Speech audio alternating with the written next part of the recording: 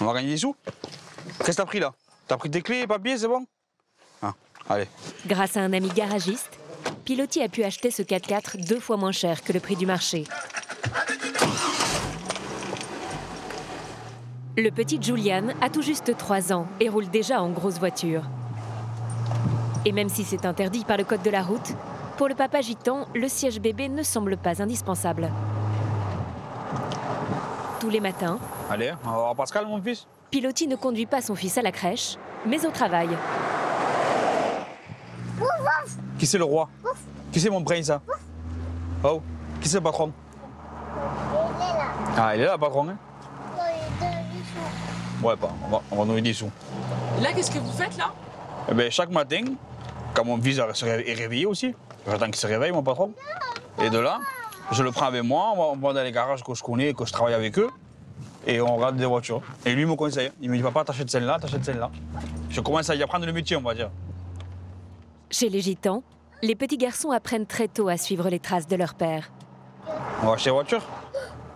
Comme Julian, Piloty a suivi le sien jusqu'à l'adolescence pour devenir l'un des meilleurs vendeurs de voitures du quartier. Parce que mon fils, il veut 10 sous. Une réussite que ce chef de famille porte avec fierté. Vous avez une sacrée voiture, hein? Ben, disons qu'on aime bien avoir une image qui brille un peu. Dites-moi quel gitan n'aime pas briller. C'est sûr qu'on n'est plus à l'époque d'avant. Le gitan avec le chapeau, les Santiago, et la grosse chaîne et les grosses bagues. Vous gagnez bien votre vie? C'est un peu privé, ça. Gitan, on n'aime pas dire combien on gagne. Ben non, parce que franchement, quand vous voyez qu'il y a des personnes, les pauvres, qui font des heures supplémentaires pour gagner 1500, 1600 € le mois, et qu'à la fin de l'année, ils sont taxés des impôts, des heures supplémentaires qu'ils ont fait, si on leur dit combien nous on gagne, et ils ont plus envie de travailler. C'est pas possible. Piloty est son propre patron. Si les affaires sont bonnes, il peut gagner entre 5 000 et 6 000 € en un mois. Laquelle on prend? La rouge? Bonjour. Ça va, Jory? Bien et toi? Ça va. Qu'est-ce que tu veux? Voiture en panne, t'achètes? J'achète tout, moi. Eh bien, viens, j'ai une 4x4, viens, je te montre. Moi, j'achète tout. Chaque semaine, le papa gitan fait le tour des garages de la région avec son fiston, à la recherche de voitures d'occasion à retaper. Donc, tu as ça, Ouais. et tu as celle-là là-bas. Le volant n'est pas usé. Derrière, c'est pareil. Ça peut être pas mal. Les freins, ils sont neufs. Elle n'est pas comme ça vaut 1000 €.